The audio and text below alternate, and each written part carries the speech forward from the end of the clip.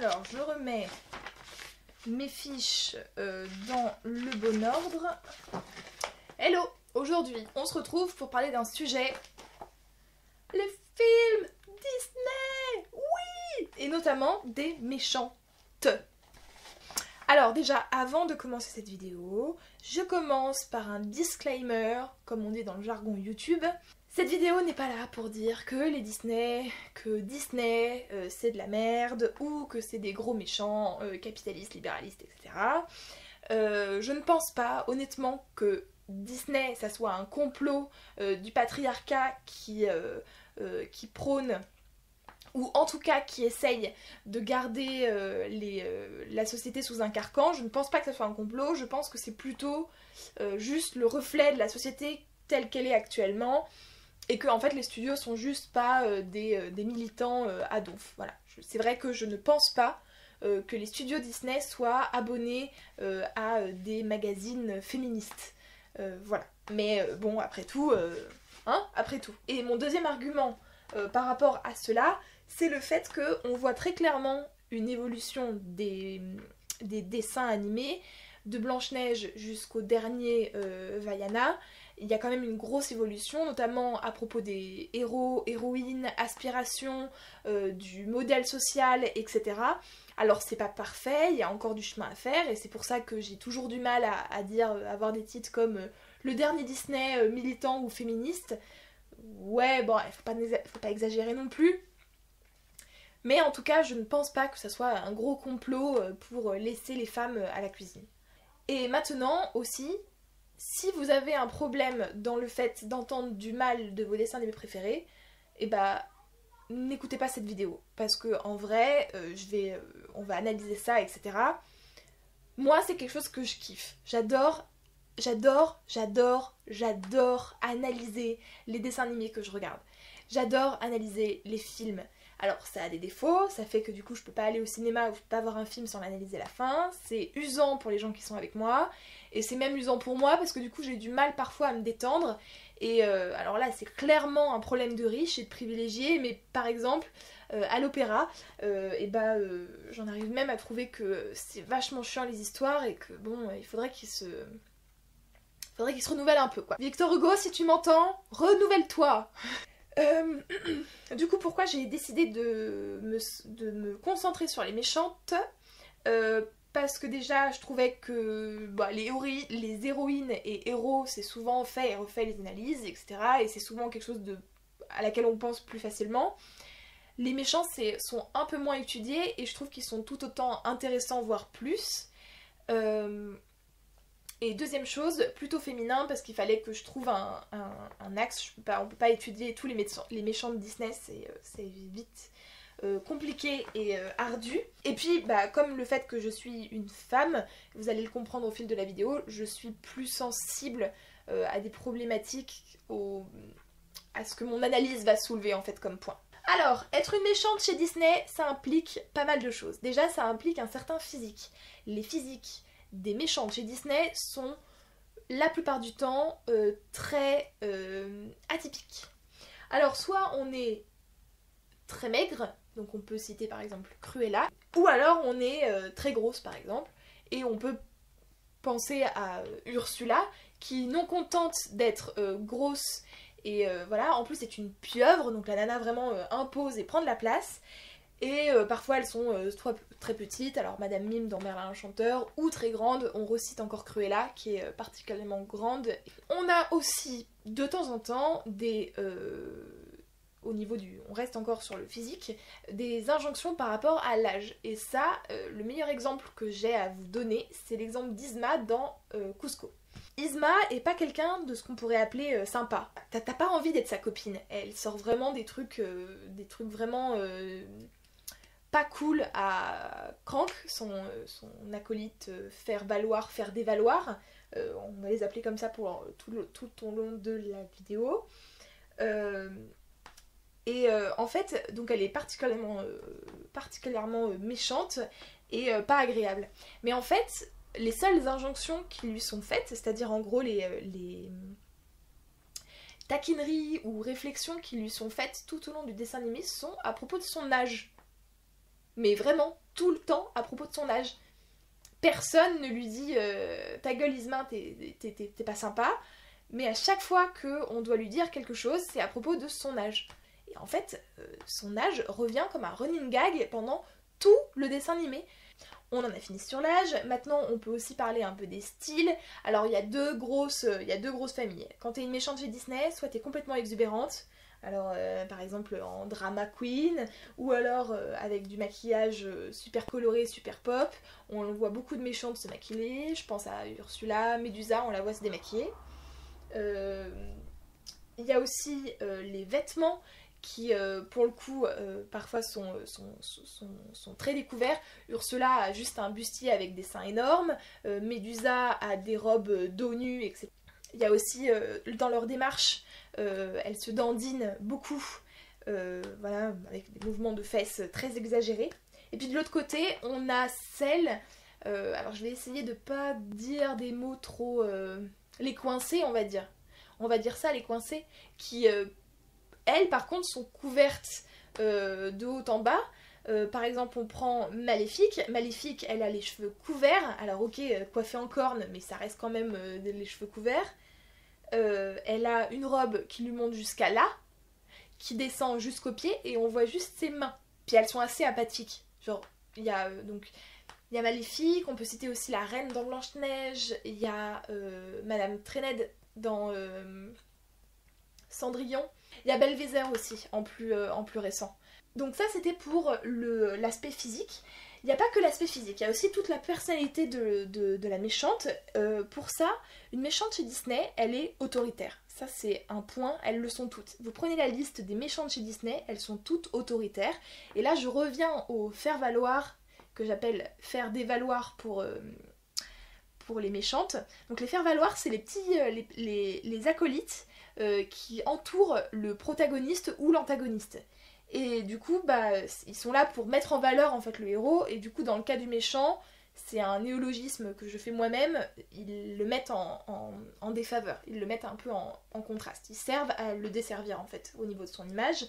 Par exemple, au niveau de l'autorité, elles sont toutes très autoritaires, et leurs acolytes qui sont tout le temps des hommes, s'en prennent plein la gueule. C'est vraiment la position de dominé-dominant. Voilà, et elles sont même parfois violentes. On a quand même Cruella qui gifle Horace et Jasper quand elle arrive dans le château et qu'elle les voit en train de rien faire. Donc elles sont autoritaires, voire violentes. Autre point intéressant, elles sont célibataires. Ou veuves. Ou veuves. Toutes, vous prenez la liste, elles le sont toutes. Les deux qui font exception, c'est la reine dans Alice au Pays des Merveilles, qui a un roi, et encore le roi est le faire dévaloir de la reine. Du coup, on peut se dire que la relation dominé-dominant compense en fait un peu la relation conjugale. Et puis il y a une autre chose, mais là c'est vraiment mon ressenti personnel et mon interprétation. Yzma fait équipe avec Krank. Elle fait équipe avec lui, et en fait à un moment, il y a Kuzco qui voit Krank pour la première fois.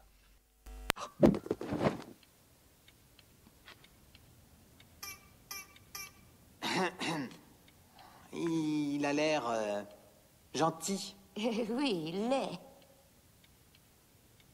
Il a quoi? Il a à peine 30 ans? Je ne suis pas sûre. Je les ai sauvés. C'est génial, bravo. Oui, c'est formidable. Attention, c'est très chaud. Et en fait, vu le ton, ça laisse à supposer que Kuzco part du principe qu'il y a une relation entre les deux, autre que des relations professionnelles. Voilà. Mais il y a quand même un moment où on les voit dormir, ils font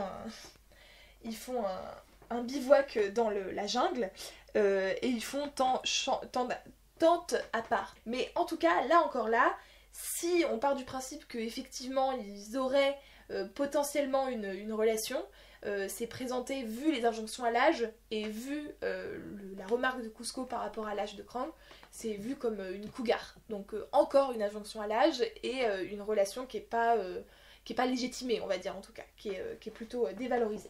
On a aussi les aspirations. Les aspirations des méchants de Disney, je les ai toutes analysées et en vrai j'en ai ressorti 4 catégories. Les premières sont des catégories un peu plus superficielles. Qu'est-ce que j'appelle par superficielle? C'est quelque chose de plus physique ou matériel. Donc la première c'est au niveau de l'aspect physique, être belle, la plus belle ou être jeune. Donc on peut citer par exemple la mère Gothel dans Réponse qui veut absolument qui veut rester jeune à tout prix, qui séquestre Réponse aussi. Ah oui, j'ai oublié de dire ça. Au niveau de l'aspiration, il faut enlever en fait l'intrigue, c'est-à-dire qu'il faut faire la différence entre l'intrigue de ce qui sert l'intrigue, en sachant que la plupart du temps c'est le méchant qui va être l'élément perturbateur. Donc ça c'est à peu près le schéma classique du conte, hein, donc c'est comme ça, mais il faut enlever en fait ce qui sert l'intrigue. Il faut vraiment que garder l'aspiration propre du méchant pour avoir quelque chose de le plus pur possible. Donc la mère Gothel, son aspiration dans la vie, c'est de rester jeune. La reine dans Blanche-Neige, c'est d'être la plus belle. On a aussi une aspiration à posséder des biens plus matériels. Là, il y a Médusa qui veut l'œil du diable pour être certainement plus riche. Et Cruella qui veut des manteaux de fourrure. D'ailleurs, on ne sait pas si... bon, vu le trafic qu'elle fait, j'imagine qu'elle veut pas un manteau de fourrure que pour elle. Je sais pas en fait. Je crois que c'est pas vraiment expliqué. On sait pas trop ce qu'elle veut faire avec son manteau de fourrure. J'imagine qu'elle en veut un pour elle, mais est-ce que autant de chiens ça fait un manteau? Je sais pas. Bon bref, en tout cas il y a un manteau de fourrure. En tout cas on est plutôt sur des biens matériels. Et puis ensuite il y a l'autre, un peu l'autre bord, qui est soit l'aspiration au pouvoir. Donc en gros être la reine, être être tout puissant. Bref, obtenir le pouvoir quoi. Donc là on peut citer Ursula qui a comme ambition quand même de reprendre prendre le pouvoir sur le peuple de la mer. Ou alors la vengeance, et là souvent c'est couplé, hein. Souvent le pouvoir, Ursula par exemple cherche à se venger quand même de Triton en même temps. Mais son aspiration profonde, en vrai, c'est de renverser Triton pour devenir le nouveau maître des océans. Par contre, on a un exemple de méchant de Disney qui, pour le coup, est vraiment motivé que par la vengeance. Il n'y a pas vraiment d'histoire de pouvoir derrière. Quoique, elle a, entre guillemets, un peu de pouvoir, mais en vrai, c'est surtout la vengeance qu'elle vise. Donc c'est Zira, c'est... Dans Le Roi Lion 2, la seule suite que j'ai à peu près aimée et vue, on avait la cassette. Et en fait, Zira, dans Le Roi Lion 2, cherche à se venger de Scar et pour ça, du coup, éduque Kovu, donc le fils de Scar et de elle, enfin son fils quoi, l'éduque pour aller tuer Simba quand il sera prêt. Et là, on est typiquement sur vraiment un schéma de vengeance pure. De toutes ces analyses que j'ai pu faire, donc en gros, comment être une méchante de Disney parfaite, j'ai quand même vu qu'il y avait 2 points qui, pour le coup, dans mon éthique personnelle militante, me posent un peu des soucis et du coup m'évoquent un peu un problème, entre guillemets, au niveau du message passé. Déjà, il y a cette histoire de domination, c'est-à-dire que toutes ces méchantes-là sont complètement autoritaires, à pousser à bout, hein. Mais en fait, si vous atténuez un peu le côté vraiment méchant et insupportable de la personne, enfin ce qui fait quand même, c'est très caricatural hein, Disney, hein, et les gentils aussi. En plus c'est très binaire, c'est-à-dire que chez Disney, soit t'es méchant, soit t'es gentil. C'est très rare d'avoir des personnages un peu ambivalents, où on sait pas trop, qui vont à la fois servir et desservir l'action. Ça vient de plus en plus, mais ça peine un peu, et dans les anciens Disney, c'est vraiment très binaire, soit t'es gentil, soit t'es méchant. Du coup, il y a vraiment cette histoire de domination qui m'embête parce que, en vrai, les femmes qui dominent sont méchantes, point, voilà, ça ne pose aucun souci. Par contre, il y a souvent des hommes dans les Walt Disney qui dominent et qui pourtant ne sont pas méchants, ne sont pas dans le camp des méchants. Pour ça, je vais quand même citer du coup le roi Triton dans La Petite Sirène. Lui, il m'a toujours traumatisée. Déjà, je me souviens que quand je regardais ce dessin animé quand j'étais petite, j'étais déjà gênée par le côté autoritaire du père. C'est pareil par exemple dans Peter Pan avec le père de Wendy, ou encore dans Mary Poppins avec Monsieur Banks. J'ai toujours été très gênée par les papas autoritaires dans les Walt Disney. Et en fait, le roi Triton, il est particulièrement violent en plus de tout ça.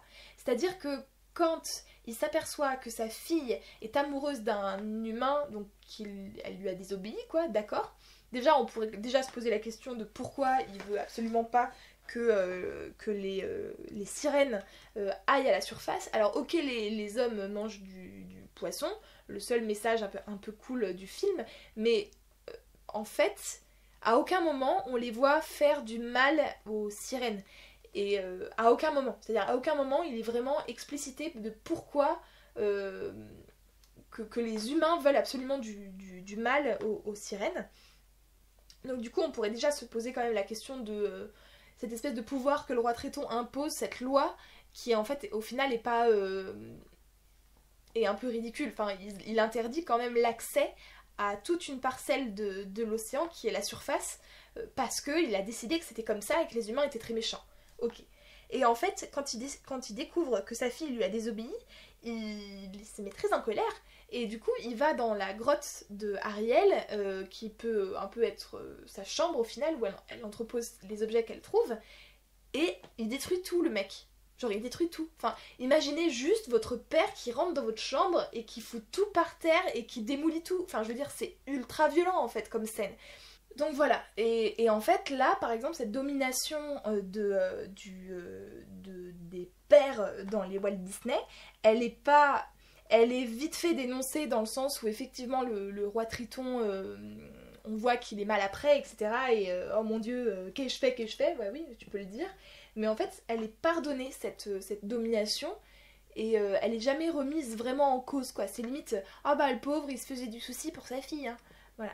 Mais en fait, à aucun moment, elle est vraiment dénoncée, cette espèce de domination, alors que une domination des femmes, déjà, directe, si tu es autoritaire et dominante, tu es forcément dans le camp des méchants, la plupart du temps. Et puis, bah voilà, t'es méchante, quoi. Et maintenant, je vais dans le deuxième point, et je pense que c'est celui qui m'embête le plus, et je vais parler pour ça d'un des derniers Disney, donc Zootopie, avec Bellwether. On est sur la problématique de la reconquête ou de la conquête du pouvoir, qui est du coup souvent une aspiration des méchantes et une des motivations premières dans leur méfait, entre guillemets. Mais en fait, si on enlève leur méfait, c'est-à-dire qu'en gros, elles essayent de vouloir le pouvoir, rien que cette aspiration, on ne peut pas vraiment la juger, parce que, en vrai, bah oui, il y a des gens sur Terre qui veulent le pouvoir, qui sont intéressés par le pouvoir, et c'est pas forcément quelque chose de mauvais.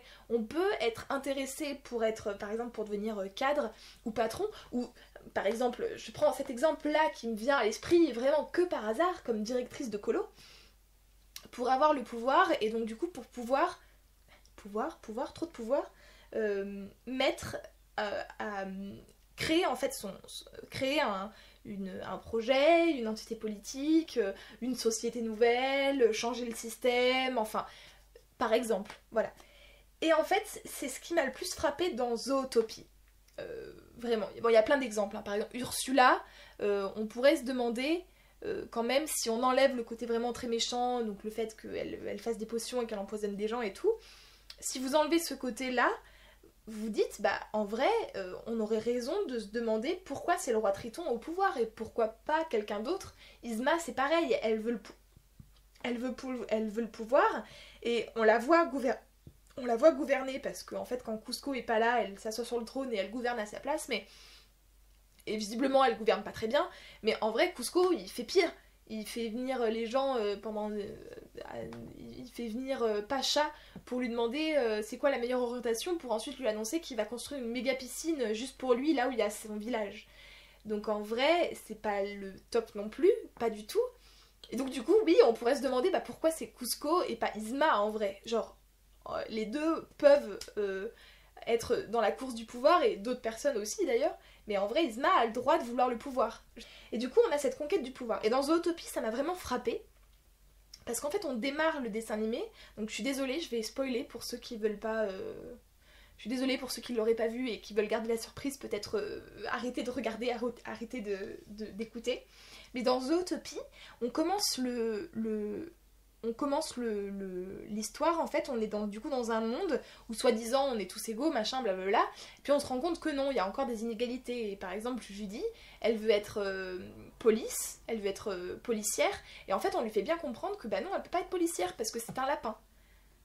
Donc là déjà on est quand même face à une discrimination sociétale, c'est-à-dire que s'il y a pas, c'est pas interdit aux lapins d'être policiers. Par contre, on te fait bien comprendre que bah ouais non mais peut-être que non, c'est pas vraiment pour toi, enfin bref voilà. Plus le fait qu'elle se fait en plus bisuter quand elle arrive à l'école de police, on la met à la circulation, etc. Alors qu'elle elle est arrivée première, je crois, des examens pour rentrer. Enfin bref, voilà, l'exemple typique de la personne qui vit une discrimination, qui va mettre beaucoup plus d'efforts pour y arriver, et ça va être comme ça pendant tout le film, c'est-à-dire qu'elle va même à la fin réussir à résoudre l'énigme dans un temps record, et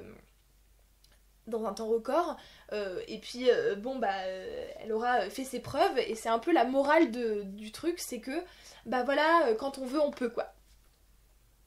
Ok, c'est cool, mais ça répond pas à la discrimination. C'est pas parce que toi t'as travaillé 10 fois plus, que t'as fait un truc de ouf, que les discriminations se sont envolées. Et alors pire que ça encore, à un moment en fait dans l'intrigue, c'est là que l'élément perturbateur en fait arrive, et d'ailleurs il arrive plutôt tard dans le déroulé. En fait il y a un espèce de virus qui fait que les carnivores redeviennent se contrôlent plus, et du coup attaquent les autres animaux. Et du coup on a un renversement de situation, c'est-à-dire que là où avant c'était un peu les herbivores, ou en tout cas petits animaux, qui étaient un peu discriminés ou un peu dominés, on a une inversion, c'est-à-dire qu'on a une discrimination des carnivores parce qu'ils deviennent, à cause du virus, ils deviennent un peu ils disent sauvages dans le film. Et donc du coup, ouais, bon bah, du coup il y a une discrimination, donc en fait il y a un switch au niveau du point de vue. Voilà, bon, alors déjà moi j'aime pas trop parce que du coup, si vous le mettez en... si vous faites l'analogie, c'est un peu comme si on faisait un... Il y avait quelque chose dans notre société là actuellement qui ferait que d'un coup d'un seul, les blancs deviendraient discriminés. Et ça m'énerve parce que du coup ça reprend que bah oui, ça peut arriver dans les deux sens, etc. Et on prend l'exemple du dominé, enfin bref. Donc j'aime pas trop en fait ce principe là, déjà de base. Et puis... l'énigme est résolue par Judy, ok, et puis bon bah voilà, tout redevient comme avant, et alors c'est cool parce que bon voilà c'est cool. Mais les gars, on n'a rien réglé là. Il reste encore la domination, et en plus, enfin à la fin, si vous voulez, alors peut-être que c'est une fin ouverte, hein, peut-être que je ne sais pas, mais c'est vrai que bah non, en fait, il y a toujours très peu de petits mammifères dans la police, et alors si, ils veulent bien du renard. Enfin, c'est la moindre des choses, je veux dire, le renard, il a aidé à résoudre l'énigme. Je suis désolée, hein, faut avoir regardé Zootopie pour comprendre un peu ce que je dis, parce que sinon ça vous paraît pas tout à fait très clair. Mais en tout cas, pour revenir à la méchante, donc Bellwether, qui est la secrétaire du maire. Maire qui est vraiment un gros connard. Franchement, qu'on a rien à foutre, et en plus qui fait de la merde quand il y a les histoires de virus. Ok, mais ça on s'en fout, peu importe. En fait, Bellwether, elle s'en prend plein la tête. Déjà, elle a pas un vrai bureau à elle est dans les archives, elle se fait traiter comme de la merde, on lui renverse ses papiers, etc., etc. Et en fait, à la fin, on se rend compte que c'est elle qui a orchestré l'expansion du virus pour que les carnivores redeviennent sauvages, et du coup incontrôlables. Et en fait, elle dit, à la fin, quand elle est face à face avec Judy, elle dit bah le truc c'est que j'en peux plus. Enfin en gros hein, clairement elle dit pas ça, bah, elle a une voix de méchante, etc. en mode ah ah ah ah je vais dominer le monde, mais En vrai, si on traduit, elle dit bah moi j'en peux plus, je suis opprimée tout le temps, on me bisute, on me prend pas au sérieux, je veux dire je fais un travail, je fais du mieux que je peux, au final je reste toujours une sous-merde, donc non j'en ai marre quoi, j'en ai marre. Et elle dit même quelque chose d'intéressant, elle dit bah on est 90%, quelque chose comme ça, d'opprimés, donc si on se rebelle, on peut inverser la tendance et faire en sorte qu'on ne soit plus opprimé. Et en fait, je dois dire que je suis restée un peu conne parce que j'étais juste là en mode et ça du coup c'est la méchante. D'accord, ok. Genre c'est au final la première personne dans Disney qui tient, non s'il y a Pocahontas avant, mais qui tient des propos un peu anti-discrimination. Et en fait, Disney a juste réussi l'exploit que ça soit la méchante. Et que ça soit elle qui termine en prison. Voilà. Alors, j'excuse pas ce qu'elle fait, on est bien d'accord que c'est pas des méthodes pour avancer, mais en vrai, bah, la motivation, si on enlève l'intrigue justement et qu'on prend juste le ressenti de Bellwether et sa motivation à se battre, c'est vraiment, j'en ai marre d'être opprimée, j'en ai marre d'être dominée, j'en ai marre d'être discriminée parce que je suis née mouton. Ouais. Ah oui, c'est un mouton en fait au passage, pour ceux qui sauraient pas. Voilà, et ça m'a... Vraiment, je suis sortie du cinéma, je suis sortie du cinéma et la personne avec qui j'étais m'a demandé alors, t'as bien aimé et tout content et tout, parce que c'est vrai que c'est plutôt rigolo, parce que c'est vraiment des animaux anthropomorphisés, donc c'est... il y a quand même des choses, puis ils font des jeux de mots sur leur état d'animal, genre bah justement Bellwether à un moment elle dit ah ça me rend chèvre, c'est un mouton, ça me rend chèvre, ok. Et en fait j'étais juste mais en mode bah non mais c'est, bah non je suis pas contente, non je suis pas contente, ils ont effleuré du doigt des problématiques et puis hop, ah non, mais non regardez on peut tous vivre ensemble, vous avez vu, voilà. Du coup, c'était un peu ma motivation pour faire aussi un peu cette vidéo, c'est pour analyser, en profiter pour un peu analyser Zootopie, qui m'a vraiment choquée au niveau de l'avancée de la morale, quoi, à la fin, c'est vraiment... Enfin, pour le coup, c'est vraiment choquant, en fait. C'est vraiment, bah, la discrimination, non, on s'en tamponne, c'est pas grave, on peut tous vivre ensemble, après tout, non? Voilà. Je vais m'arrêter là parce qu'en vrai ça fait déjà 33 minutes que je parle, donc je vais avoir du montage à faire déjà d'une et bah c'est... Mais j'ai l'impression que ça risque quand même d'être un peu long. Je vous remercie d'avoir pris le temps de regarder cette vidéo, j'espère qu'elle vous aura plu, j'espère que vous n'aurez pas trop pleuré à l'analyse et à la dissection de vos Disney. Faut savoir que c'est quand même des films que je vais voir, que je re-regarde souvent, enfin je suis comme une bonne partie quand même des gens, des enfants, en tout cas des années peut-être 80 à maintenant qui ont vécu avec les Disney. Du coup voilà, mais c'est vrai que j'aime bien analyser ce que je regarde, revoir aussi, faire des rétrospectives et regarder les films que je regardais quand j'étais petite et les analyser et tout ça. Donc ça me plaisait de faire une vidéo sur ce sujet et je trouvais que c'était original de se pencher sur le cas des méchantes. Et surtout, ça serait se dire que bah, si j'étais dans un Disney, ça veut dire que je serais une méchante quoi. Voilà, en tout cas je vous remercie d'avoir regardé cette vidéo et je vous dis à très vite pour une prochaine. Ciao!